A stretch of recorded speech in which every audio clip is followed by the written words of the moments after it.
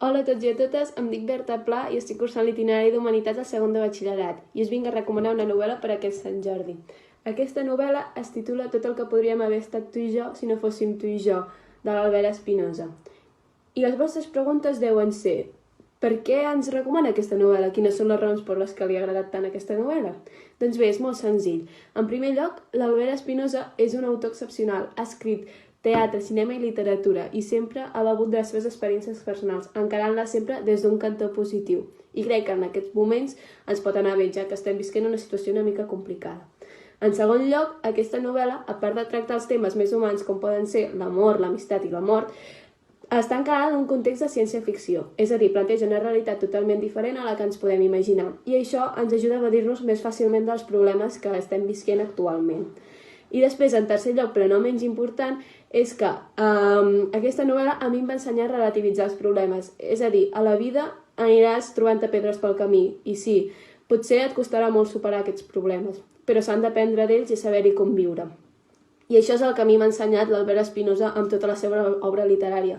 Per tant, també us recomano que llegiu altres llibres seus, com poden ser El món blau o El món groc. I aquesta és la meva recomanació per a aquest Sant Jordi i espero que passeu una molt bona diada. Hola, em dic Abril Parra i faig segon de batxillerat. I us volia proposar, des de quina perspectiva veieu vosaltres les coses? Aquest llibre, El tatuador d'Auschwitz, enfoca des d'una perspectiva molt positiva l'Holocaust, en un camp de concentració nazi, com és Auschwitz. Aquesta novel·la narra la història d'un jove de 19 anys que viu aquesta tortura durant 3 anys i sobreviu gràcies a l'amor incondicional que sent cap a una noia, que el porta a superar totes aquestes adversitats.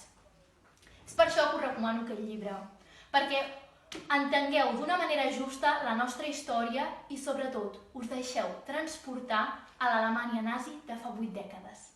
Hola a tots i a totes, jo sóc l'Edna i per aquest Sant Jordi m'agradaria recomanar-vos el curs de feminisme per microones de la Natza Ferrer. I bé, abans de començar només m'agradaria dir un apunt, i és que si no t'interessa aquest llibre, t'has de quedar amb aquest vídeo. Bé, per què no t'interessa aquest llibre? Jo crec que hi ha 3 motius bàsics. Motiu número 1. Tu creus que aquest tema no t'interessa, perquè no t'involucra. Vale, doncs si aquest és l'argument, jo et regalo un llibre així amb un llacet. Vale, ara fora conyes, hi pot haver 2 motius pels quals no t'interessin llegir aquest llibre, i un altre motiu pot ser perquè tu creguis que el feminisme, al ser un tema tan seriós, doncs el llibre és molt tens. Vale, doncs no és el cas. Aquest llibre està tractat en clau d'humor i es fa molt amè. O un altre motiu que pot ser, que és el que em passava a mi, que no hagis llegit mai un llibre de feminisme i no sàpigues per on començar. Doncs bé, aquest és un bon inici perquè el llibre està dividit en diferents parts, des del nivell que és més bàsic fins al nivell que és més expert, i així tu vas assumint els conceptes que et va dient. Doncs bé, això seria la meva recomanació i espero que passeu un bon Sant Jordi.